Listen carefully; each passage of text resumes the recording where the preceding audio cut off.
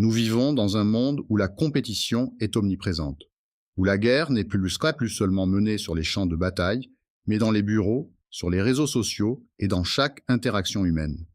Mais voici la question: pourquoi certains semblent-ils toujours prendre l'avantage? Pourquoi d'autres se laissent écrasés par des forces invisibles, sans jamais comprendre ce qui leur est arrivé? Le pouvoir n'est pas une question de chance ou de hasard. Il est une question de perception, de stratégie et d'une maîtrise totale de soi et des autres. Si tu ne les domines pas, ils te dévoreront sans pitié. Voilà la vérité brutale que peu veulent entendre. Mais en l'acceptant, tu peux comprendre la nature humaine et t'armer contre ceux qui cherchent à te manipuler, à te contrôler. Le pouvoir n'est pas une conquête évidente, c'est un combat mental quotidien, une lutte où l'on se forge au-delà de l'apparence. Si tu laisses les autres diriger ta vie, tu es déjà en train de perdre. La réalité du pouvoir. Le pouvoir, tel qu'il est souvent perçu, n'est pas un acte de domination brute, mais une question de manipulation subtile et de contrôle silencieux.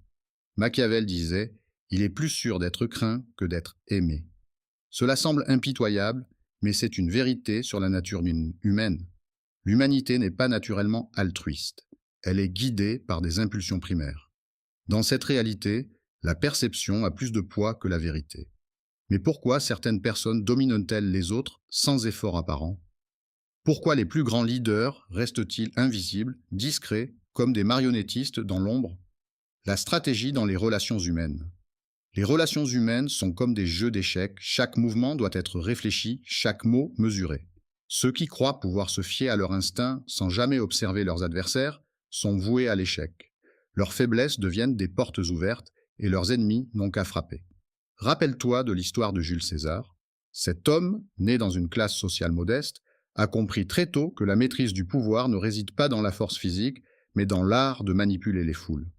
En 49 avant Jésus-Christ, lorsqu'il franchit le Rubicon, il savait que son geste marquerait un point de non-retour. Mais il ne l'a pas fait par orgueil, il l'a fait parce qu'il avait parfaitement compris la nature du pouvoir. Celui qui hésite perd. César a choisi de dominer ses adversaires en jouant sur leurs faiblesses, en manipulant les sentiments des masses. C'était un maître de l'influence, un architecte des dynamiques sociales. Et aujourd'hui encore, son nom est synonyme de pouvoir. Cela nous montre une vérité fondamentale. Le pouvoir ne se saisit pas par la force, mais par la maîtrise de l'âme humaine et la domination de la perception. Pourquoi les gens cherchent le pouvoir? Le pouvoir pour l'homme est une quête constante. Mais pourquoi? À un niveau primal, il est une réponse à la peur.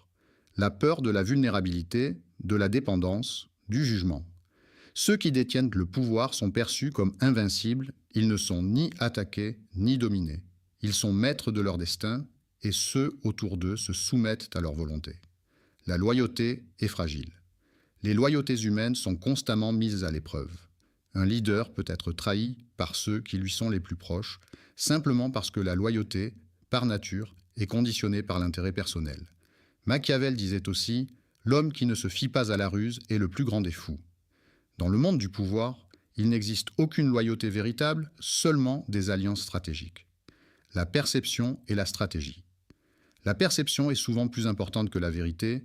Ceux qui contrôlent l'image qu'ils projettent contrôlent l'histoire. Le peuple ne se soucie pas de ce qui est réel. Il se soucie de ce qu'on lui fait croire. Les dirigeants les plus habiles savent que la vérité, dans sa pureté, est une arme puissante, mais qu'elle peut aussi être une faiblesse.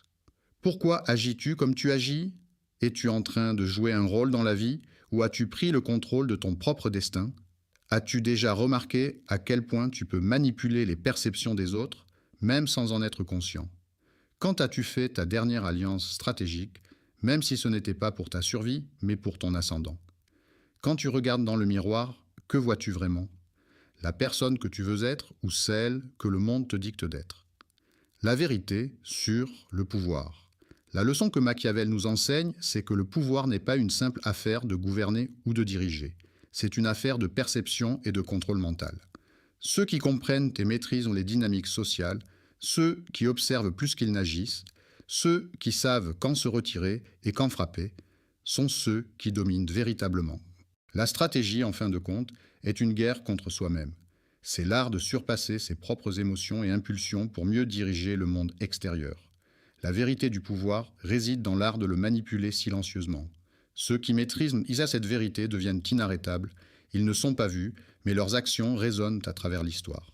Ils sont invisibles, mais chaque mouvement qu'ils font change le cours du monde. Si tu veux véritablement comprendre le pouvoir, regarde au-delà des gestes visibles. Regarde dans les ombres, là où se trouvent les véritables maîtres.